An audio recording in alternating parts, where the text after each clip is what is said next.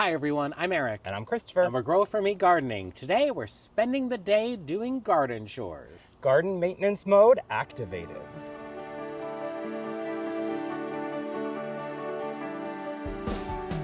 Welcome to our garden here in upstate New York, zone 5B/6A. Today we just have a day of garden maintenance and garden chores on the docket. One of those things today is deadheading, and we're probably going to start right here behind me with a Let's Dance Skyview. We have some roses to deadhead. What else do we have on the agenda, Christopher? We have to clean the fountain. We have to do some edging. We have some roses to cut back. Deer repellent to apply. Basically, we've got to get ourselves ready for July. Absolutely. Let's look at Let's Dance Skyview. This is a gorgeous big leaf reblooming hydrangea from Proven Winners. We had a really warm spring this year, so it bloomed extremely early for us. And then we had a heat dome, and during that heat dome, we did get some browning and some damage. I was torn about whether we should deadhead it or not. I think we should deadhead some, but not all. I agree. And it does rebloom. You can see it's sending out its next set of blooms already.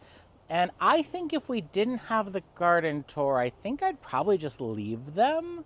Oh, if we didn't have the garden tour, I'd take it all. You take them all? Completely. So we're kind of on, yeah. So there's really no wrong way to do it. You could leave them. You could take them all. But I think we're going to take some, like maybe the worst looking ones. Like this one is really standing out to me right here. And come on in close, Christopher. When we deadhead these, I want to go down and I want to look for the first set of leaves right across from each other. And look, new growth is coming out. So I'm just going to deadhead there. Perfect. I mean, it's still beautiful, even though it's got a little brown tips on it. So yeah, and if you took out 50% of them, it would just look a little airy, and you probably wouldn't even notice the brown as much. All right, I'm going to go through and prune judiciously. Look at this one has new growth here too. So interesting. This is our first year growing. I mean, last year they were planted in the fall, so we've never like grown them before. We don't have a lot of experience with them. Big leaf hydrangeas, that is. This particular... Yes, this Let's Dance Skyview. But yeah, new flowers all around coming out. So I don't know, Christopher, if you want to join me, feel free. But I'm just going to go through and... Oh, look, this is a new one here. Oh, that is new. Yeah. How lovely. And I'm just going to go through and find those two that are across from each other and cut right above. Only like, I say the worst looking ones, but it's still beautiful in my opinion. Wow, there are a lot of them. You can tell these really want to grow. They have very strong growth on these sort of underneath buds. Mm-hmm. And if you didn't have a reblooming hydrangea, if you had an older variety of big leaf, this would be the time to deadhead them anyway. So they have time to form next year's buds. I'm also trying to kind of space out my cuts. Oh yeah, we want to keep it on the even side. Oh my God, they're so pretty. Even browned out, they're pretty. I think we're going to get back from Hydrangea Fest to our very own Hydrangea Fest. Yep. Well put. They really look better without looking scalped. I think we should be done, personally. I think we can be done too. I'm just looking for evenness. Like there's a little density here that can be evened out. Next up on our deadheading extravaganza is the Oh So Easy Peasy Landscape Rose. This has performed so nicely for us, and you can see some fresh blooms here, this vivid, kind of hot pink that looks really nice in combination with the other plants around it.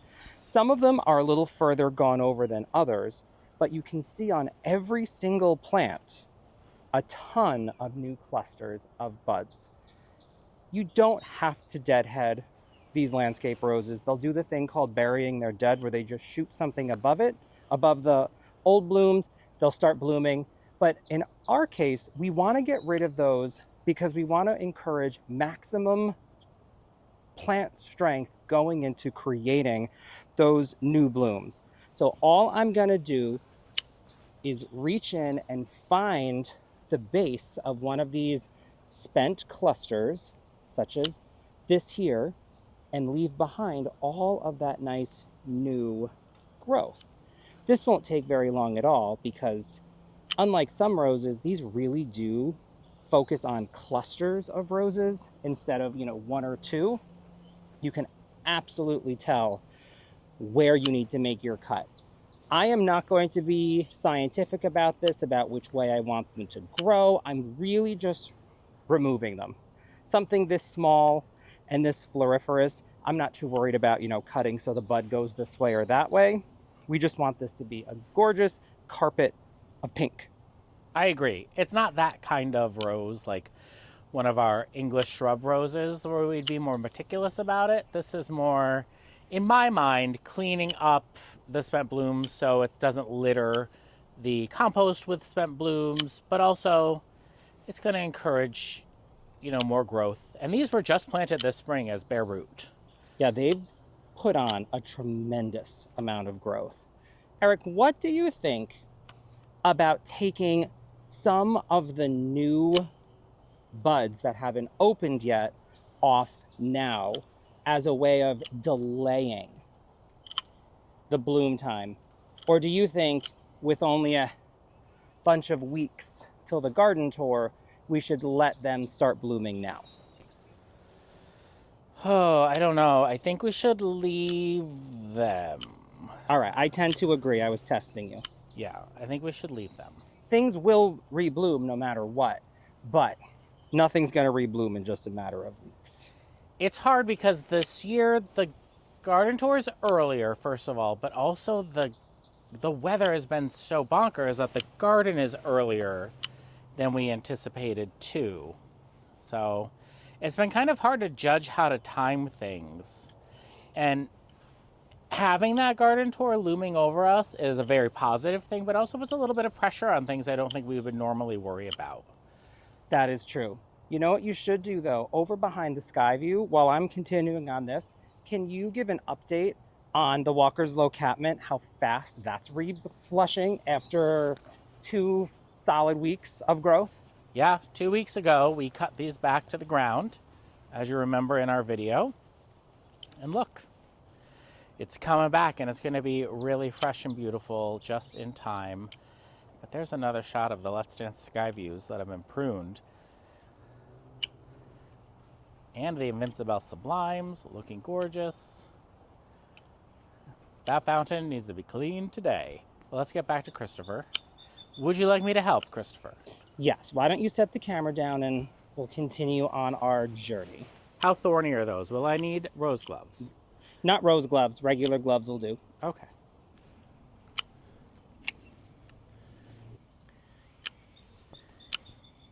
So this one I have cut back, but you can see it's still covered in buds, which is the next set of blooms. So we'll just finish up the last handful. How many are here all together? 1, 2, 3, 4, 5, 6, 8. There's 9 all together. Here's all of the oh so easy peasy roses cut back. They don't look too bad considering they just had quite the haircut. This is also a good time we'll come through with the shrub rake, clean up just a little bit of those petals. We are going to be adding in a little bit of extra compost just to top dress the mulch before the garden tour happens. But this is also a really good time after your first cutback of your first flush of roses to give them some good fertilizer. In a little bit, we're going to be coming out with some fish fertilizer that will charge these roses up for the next round. This is our Caterina Fountain. It is from Campania International in the color Greystone. This fountain is plugged into the electrical outlet around the corner. It's a self-contained watering fountain, so you just fill it with water. We have it hooked up to a Google Home so that we can command it on our phones or with our voices using Google Home to only run when we're out here. I think if we did let it run 24/7, it would very quickly run out of water very frequently. Don't you think, Christopher? I agree. And this actually hasn't been filled in a while because we've been having storms. And if you look in there, Christopher, just zoom in. Take a look. Oh, I'm not zooming that close. That's gnarly. I know. I've slacked off on this fountain so bad this year, but we're going to take care of it today. And I'm going to be using the leaf blower to take care of it. And I'm going to be adding to more of the ambient noise of the neighborhood. You may have heard some neighbors mowing their lawn in the background. You know, that's the kind of stuff that happens when you live in a neighborhood. And this might seem like a wild solution, but it works every time.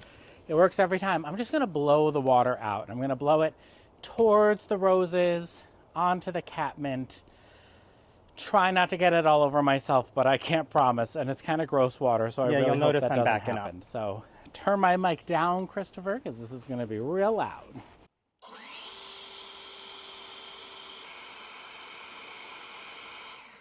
Keep going, you're almost done. I definitely got it in my face.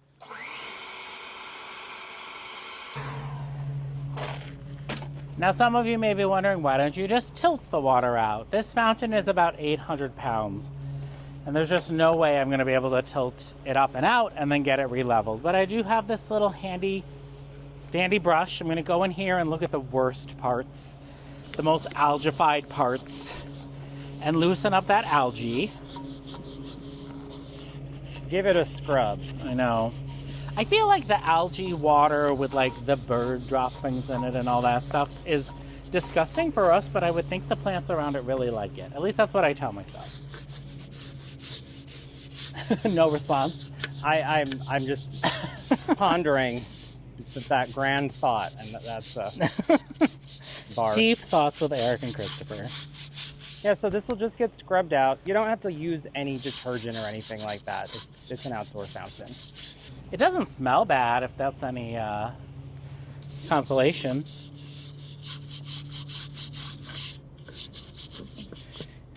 This chore is one of those chores that doesn't take long, but I just don't like doing it, so I avoid it. It's just kind of a gross chore. So now I've kind of rinsed that algae. One more blow with the leaf blower.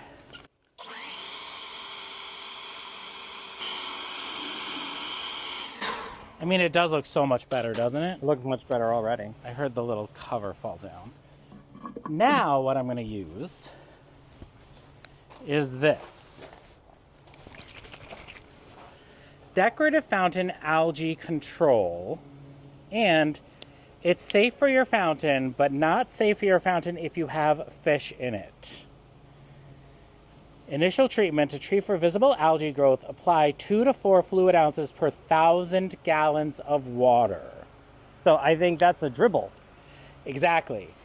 For treatment of freshly cleaned and filled decorative fountain or ponds, add 1 to 2 ounces per 1,000 gallons of water, 1/4 to 1/2 fluid ounce per 250 gallons of water. Christopher, I know how many gallons this fountain is. Do you know how many gallons? I have no idea. It's 5 gallons. Oh, so it should like barely exist. Barely a drizzle. So we'll do our best to just barely drizzle it in here. I feel like I'll put it right here. It's not coming out. I think that's it. That's it. Like And 8 that should- drops.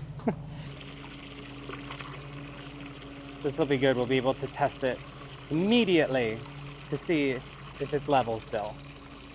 Level-ish. Good so far. Feel like it's level enough. I think it's level enough. So I'm just going to keep filling this, and let's leave it running for the day to really cycle through that water and cycle that treatment. Algaecide. Yeah, the algaecide in there. Well, we have done some cleaning up, some deadheading, some cutting back. Now it's time to do some feeding. So when we fertilize our annuals, we have taken to using these fun sprayers. This one is the Chapin Wet Dry sprayer. I like this because you actually put your mix into a basket and then you can set the dial to the ratio that you need and it uptakes exactly the correct amount. Proven Winners water-soluble fertilizer requires 1 tablespoon per gallon. So I will simply take my little basket out, fill this up all the way to the top. And what's great is I discovered in the last use that if I fill this up once, it is the exact amount I need to get through almost the entire garden. I already did the front of the garden the other day, so we just need to do the back. So I am going to fill this up about halfway. And this is only for annuals, right? This is just for annuals. I mean, I guess you could use it for anything. This is it's a great kind of all-purpose fertilizer, but we've always just used it for annuals. Anything like a shrub, a rose, or a hydrangea, we'll get to that shortly, but we like to use something a little more natural that enhances the soil quality. And, you know, it's annuals, so you just want to give them their performance-enhancing drugs and get them cooking. So then you stick this in the basket. Make sure your little tube goes through the basket and screw it on. Nice and tight. Make sure it's set to off, and then when we start, I'll turn it to the dry setting, and then it just somehow knows to work with the dry product and not the wet. Vigo hose, quick connect turned off. Take our hose nozzle out. Honestly, everything should be on a quick connect. If you have a system you like, use it for everything. There we go. Put that on lock. And now when I turn this on, we're charged up. And when I turn to dry, it'll begin filling this up, and the water that comes out is going to be the perfect ratio of Proven Winners water-soluble fertilizer. Should we do in-ground fertilizer first, or should we do the containers first? Containers, since they're right up here. Okay.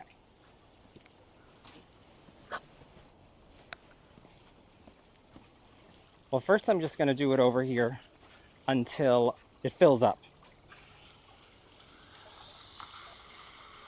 It does have 3 settings on it.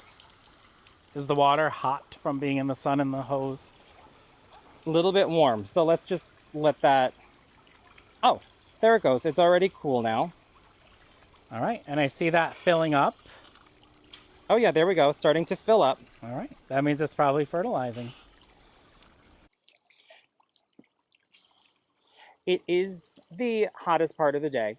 So I'm going to try really hard not to fertilize up on top of the plants. Going to make sure that I'm staying low and I don't get the fertilizer on top, just in case there's any burn involved in it. Just give it a little hefty dose here. Yeah, and we've been told that the Proven Winners fertilizer is very mild and gentle, but it's very effective because it has the chelated iron in it. Maybe it's not chelated, maybe it's just extra iron. Yeah, I don't know what the difference is. Keep everything green. But this is a combination right here of Moon Glow African Daisies, Super Tunia Mini Vista Indigo, Super Bina Sparkling Amethyst, Super Tunia Saffron Finch. There's some Selenia Yellow Begonias, Augusta Lavender Heliotrope, and Super Tunia Mini Vista Ultramarine. It's a great combination this year. I'm really enjoying it. So I'm only using the quick connect turn off because I find it easier when I'm holding it. All right. Can you just make sure the hose follows me along? Yes.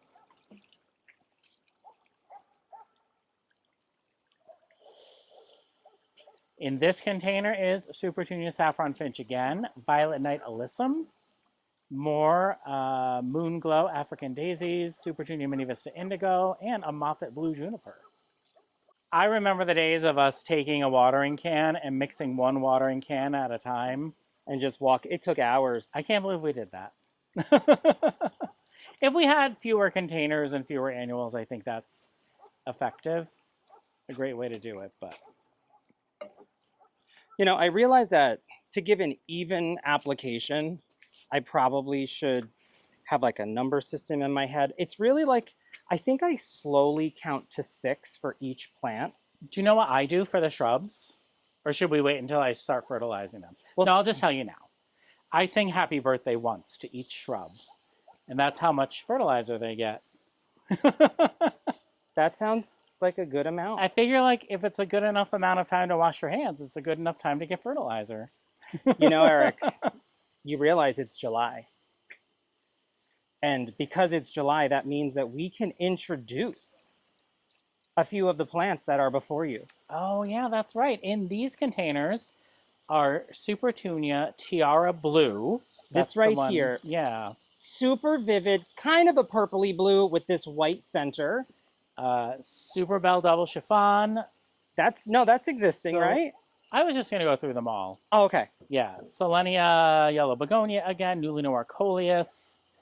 Yeah, because that's the only new... Oh, yeah, wait. Nope, we have mini Chartreuse Coleus. It's a mini version of the Color Blaze series Coleus. that we've been really enjoying. It stays nice and compact. It did have a little bit of burn initially when it was starting to grow, but I think it's done well so far since the initial sun exposure. My analysis of it is it likes shade better than sun. Yeah. Because the one in the back there gets more shade and it's bigger. And we have them on the front porch as well in full shade, and they like it up there too. So I think they are more of a shade coleus than a sun coleus. Right. And then, of course, in the center here is the Aromagica heliotrope, which does smell incredible. This deep, deep green leaf with the really deep purple foliage. It's a nice contrast to the Augusta lavender, different form of heliotrope, but really intense purple foliage. I love that one. I don't think anything over here is new. But it has been kind of fun watching these grow, and we're not able to talk about them. Yes. But now, here we go. We're going to talk all about them as we go along. So what Christopher's watering right now is the Double Delight recipe. It is Double Delight Primrose Begonia, Double Delight Apple Blossom Begonia, and Large Blue Wave Terrenia. And Summer Wave. And then this right here is Wisteria Colored Double Impatience with a Pegasus Begonia in there that's breaking through, and a Boston Fern, which would probably enjoy a little fertilizer. I can't imagine it wouldn't. Eat up. So do you find that having it tilted on its side impacts the effectiveness of the fertilizer distribution? No, not at all. I think it's kind of designed to have, it's got the little, the suction goes all the way to the bottom, and it seems to constantly refill with water. Like swirl it around in there? Yeah. Interesting. All of our cushions are piled under here because it's been so rainy all weekend. But these are the Double Delight recipes. Sorry for the backlight. In the hanging baskets. One of the handiest parts about having our hanging baskets on these spinning rivets, is that what they are? I have no idea what they're called, but... Is I can just kind of give them a little twirl. And then water them. Even distribution of product.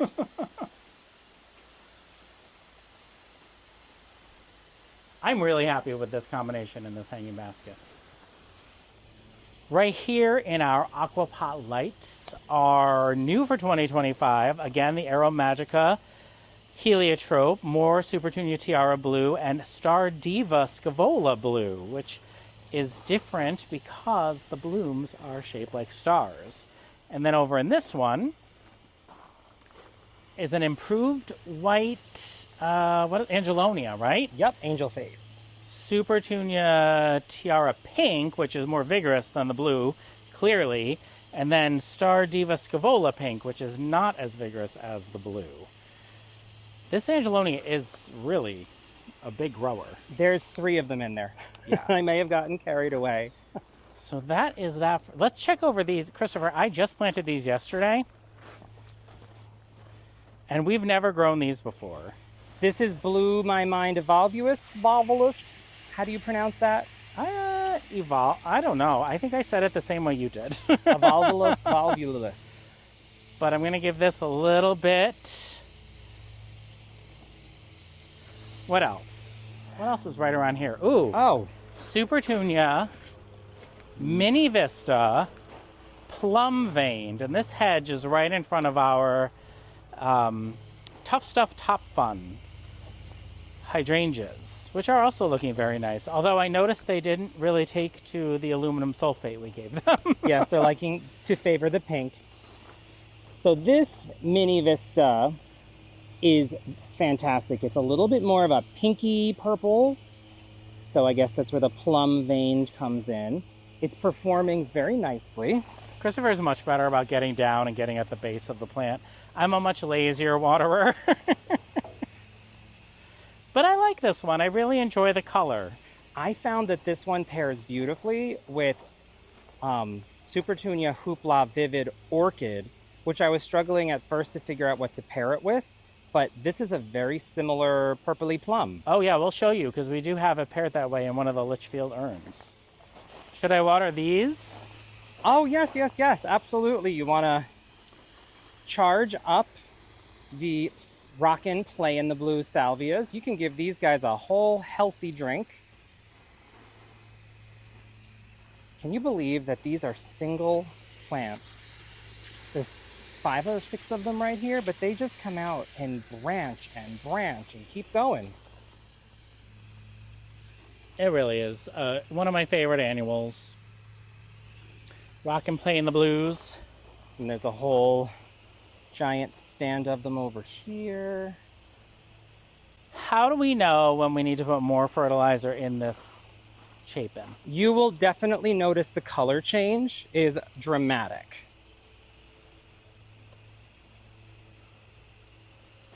Before we get it all wet and yucky, I'm gonna go over here to the next annual we'll be fertilizing, which is Totally Tempted Vivid Violet Kuphia. And I've already seen a ton of hummingbirds on it. This is a really fun color. Again, it's kind of that pinky plum. So it, I think, would pair very nicely with the plum veined Mini Vista or the Hoopla Vivid Orchid. In our Jensen urn here, we have Supertunia Mini Vista Indigo with the Cascade Hydrangeas and Meteor Shower Verbena. That is going to get a nice hearty dose of fertilizer. Even though the Cascade Hydrangea blooms have gone over, we're still getting the occasional repeat bloom. I'm kind of okay with this pairing. It's simple, it's cooling, it looks really good in the urn. How do you feel about that, Eric? Do you miss the white? I do miss the white, but I know why we lost the flowers. It's because of that extreme heat wave. Just browned them out. So it's understandable. It's not like it came as a shock. It was expected. So these are the Supertunia Hoopla Vivid Orchid mixed with the Supertunia Mini Vista Plum Veined in this container. I do like that combination. Not a lot of contrast. It's more monotone. With a Newly Noir Coleus in the center, which I just pinched to encourage branching. This area really got hit by budworms the worst out of everywhere in the whole garden, including that container. I'm noticing these are bouncing back very quickly after only 2 treatments of BT. That's that's awesome. Good to know. That's good to know that they bounce back quickly. All right, I'm up next for the stinky job. This is time to fish fertilize, and we are using for our hydrangeas and roses Neptune's Organic Harvest Fish Fertilizer. I'm trying to get these rubber gloves on my hands, but I'm so sweaty that they're all just not going on. Oh no, they're all sticky? Yes. Oh, well, I'll do my best. And the reason I'm wearing them is because if this stuff gets on your hands, the smell is so hard to get off. The way that I found best to get the smell off is lime juice or lemon juice and salt and Dawn dish detergent. Yep. But otherwise, it just lingers on your fingertips. Yeah. So this is Neptune's Organic Harvest Fish Fertilizer. It's a 2-for-1. It's a 1 ounce, or yes, 1 tablespoon per gallon of feed for houseplants. For outdoors, it's 1 ounce per gallon of water. Feed vegetables, flowers, trees, and shrubs every 1 to 2 weeks. Apply generously to soil or as a foliar feed. So you would until the leaves are wet, top and bottom. It's best to foliar feed earlier or later in the day. It's midday right now, so we're just going to do kind of at the base. This is another Chapin, but it's called Chameleon. And I've just filled it up with the fish fertilizer. I'll give it a little shake because it's been sitting in there for about like an hour now. Yeah, this one you don't have to actually add water to at all. Yeah, let me show you. So all it's going to do, the smell. All it's going to do is just draw up this liquid. So this isn't diluted at all. This is just pure fish fertilizer in here. It's going to draw up the liquid, fill it with water. I'm going to set it, this arrow right here, I'm going to set it to 1 ounce per gallon. And I'm going to attach it now. What I do like about this one is that when the liquid is empty at the bottom of the container, that means it's empty. Yep, that means it's done. So we're connected in. I've got this on. I'm gonna water the Tough Stuff top funds first, just because they're still babies and they're getting established. Eric, while you're getting that all set up, can we just talk about the sky is getting ominous? What else is new around these parts? And so what I do is I just kind of sing happy birthday, and then I move on to the next one.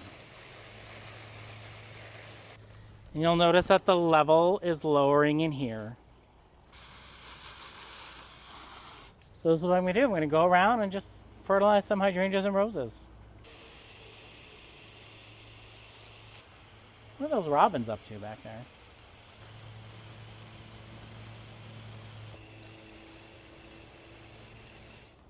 We already have one of these, and what this is a yard enforcer from Orbits. And I think it is the thing that has saved our hydrangea room this spring from the deer. I have to agree. And so we've already put it together once, but that does not mean I remember how. So, it is a heat sensing, motion sensing sprinkler. And it's activated. You can set it day, night, or all the time. And if it senses movement and body heat, it will go off. And it sets off a loud ratcheting sound, and then it sprays them forcefully with water. And I suppose, like anything with deer repellents, the deer will eventually get used to it. So you want to move it around every once in a while. But we have it kind of tucked into our hydrangea room where it's not too noticeable. Sometimes it shocks us at night when we're walking through the hydrangea room. So it definitely does its job. Let me take all these pieces out. I know that part goes into the ground. So I wonder if this one, this is where the hose goes in. I wonder if we can add this hose to this one and connect those two together. Yes, you can actually connect these in line together and then only have one hose coming out of the actual hose bib. One after the other? That's awesome. All right, so I am going to refer to the instructions just to make sure I put it together correctly. And the one thing I remember we do need are batteries. And it makes me kind of think that we should refresh the batteries on the one we currently have too. It needs 4 AA alkaline batteries. I guess we gotta run in and grab some. So we're back with batteries. 4 AA batteries. And I think the best place for this, and I don't know if I already mentioned it, is going to be in the sublime hedge, facing towards the woods. What do you think, Christopher? I think that's good because as they're coming down anywhere from that direction, they're going to get spotted, and this shoots out 35 feet. How cool. The Yard Enforcer comes factory programmed in intelligent sensing mode. This mode conserves water and batteries by detecting significant repeat activity, false alerts, and then reducing the frequency of activation. To disable intelligent sensing mode, turn the dial to off position, then press on. Okay, we don't need to worry about that. We're going to leave it at that setting. And you can see it's turned to off. You can turn it to daytime. You can turn it to nighttime. You can turn it to always. But for now, we're going to keep it on off. And we're going to leave all the settings to the factory. This right here plugs in to here. I remember that much. Maybe I don't remember that much. There we go. Okay, so this is the part that goes in the ground. I'm going to take the tip protector off. This is also where the hose is going to go in. And on the other one that's already in the ground, I will unscrew this part and connect the hose into there so that we don't have to run it all the way from the hose bib to the back here in case you had a shorter hose. So on top of this goes... Oh, geez. Which part? Oh, it tells you for large animals and small animals. But I'm just going to flip it over to the part that's in English so I can understand it better. Swiveling couplings, and then the valve that is right here. Awesome. Let me not plug that in yet. And then that's going to go here. Yes. And I am just going to wrap it in some plumber's tape just because. You don't have to, but I just want to. I am enjoying watching you put this together, though. Yeah, I'm not normally the putter-togetherer in our relationship. Yep, but that's why I'm enjoying it so much. I'm just going to sit back and see how this turns out. What are you trying to say? I think it's going to turn out perfect because I've already done it once. And then we've got this part.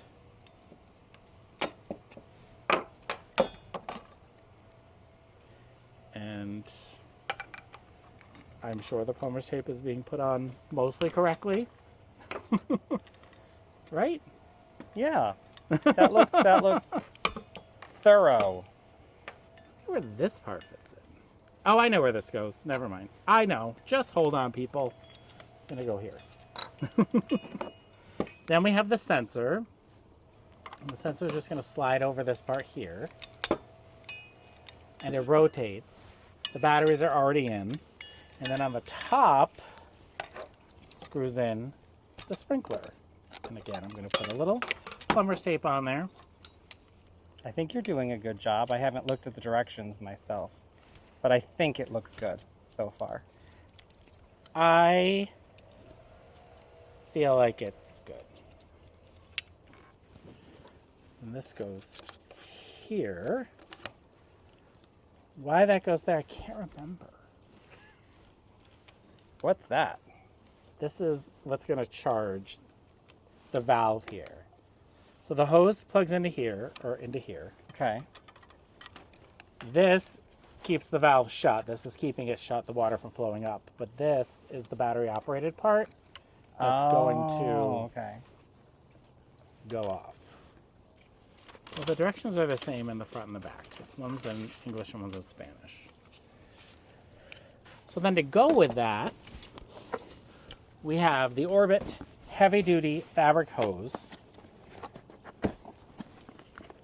And it is very heavy duty. This is a 100-foot hose. We probably don't need all 100 feet of it. But it'll be hidden behind stuff. Yeah, it'll be hidden behind a lot of stuff. So this side... It's a really good hose end. It's a really nice hose. So this is going to go here. So I am going to plumber's tape it. All right, so there's that. This we will cut open when we get over there. Or maybe we won't. You know what? Maybe I will hand this to you and I will unfurl the hose and bring it along back this way first. Okay. Maybe. You don't happen to have anything sharp on you, do you? No, absolutely not. Okay. You do have a pair of nippers in your pocket, though. What would I do without you? That's a good question. So I was thinking that I will follow you along. Okay. And you're going to put that in the ground, and then you're going to hand me the hose up on the terrace. Okay. And then I can walk it back behind the terrace and hand it to you behind the quick fire standard. Okay, so it's going to pull out of the center like this. Okay. Let me thread it through the Sublime, which I probably should not have sprayed them with fish fertilizer before we did this. That's life. Okay. You can have a smelly arm. Wouldn't be the first time. I still have deer repellent to spray, so I'm bound to be stinky. Such a dumb choice to spray fish fertilizer before. Okay, here he comes. It seems to be completely wrapped around your arm. Yes, because I dropped it. Okay. But it's coming out of the center. So it's working. Yes. And now you have to put it behind the hostas. So let's trade off.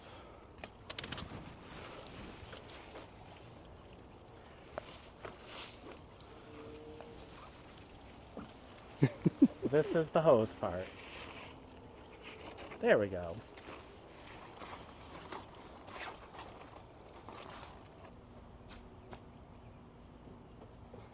I actually can probably get back there now and grab it. Why don't I do that? Yes, that's the best plan. Okay, let me Because just... it really just has to go straight through here. Yeah. Oh, I don't want to step on these delphiniums. Sorry, guys. Okay. All right, there he is. He has to get that hose to here. So it has to come basically through the Aphrodite. I wouldn't pull out that much of the hose through. I'm not going to. I definitely think this is something to do earlier in the season. Like we did the first one, much earlier in the season. In theory, I think, we have to turn the hose off. yeah, that's a really good idea. Because if I open this now, it's going to shoot in my face. I'm still expecting water to pop out when I open it. I think so, because it'll be depressurizing. So I'll just stand over here. There we go. The fabric hose just had to empty out. All right. I want this way. And then I'm going to put this back here where it was. So do you think that this is the best spot here? I do. I think that's the best spot there. Or maybe even further forward, and then we can just move it back. Yes. I think it should be as far forward as you can tolerate, as long as you can't see it when you're coming through the arch. So let's test it. You might want to back up. Here we go. Let's see what happens. Just pretend he's a lovely deer. It's much less sensitive than the other one. Ah, no, it's not. It worked. It worked. I think it's worth doing. I think it saved the hydrangea room. It's going to be great. I'm going to do a little reading on the directions about the range and directions of the spray. Yeah. And we'll get that situated. But this is a good job done. The last chore of the day, and we always save it to last because it's so stinky, is spraying for deer. And we just have one of these, I don't even know what brand this is, Sun it seems to be, 1 gallon sprayer. We have a lot of spraying to do all around the property.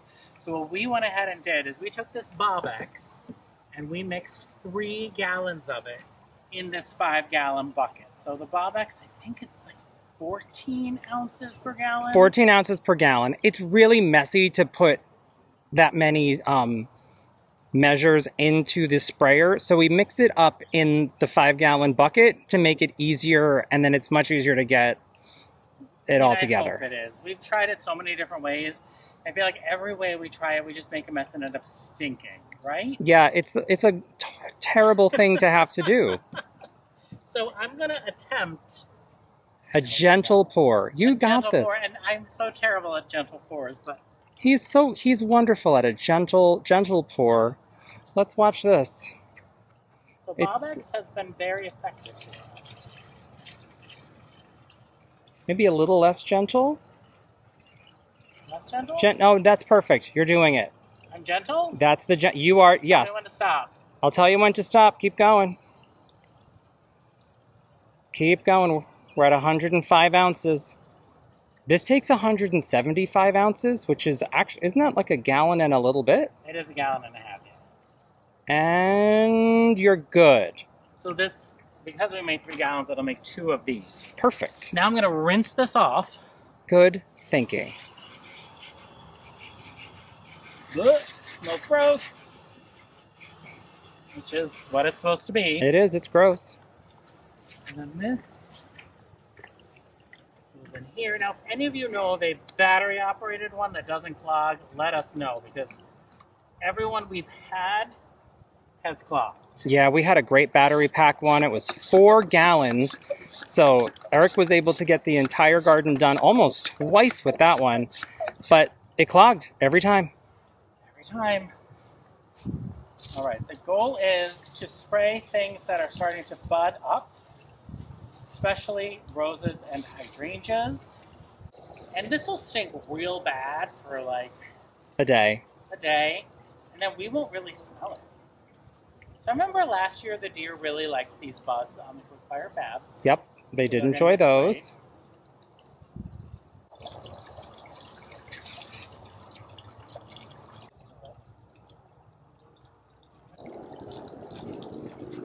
Thank you so much for joining us for a random day of garden chores. Again, I'm Eric. And I'm Christopher, and I'm getting really far away from him. And we're Grow For Me Gardening. Thanks for growing with us.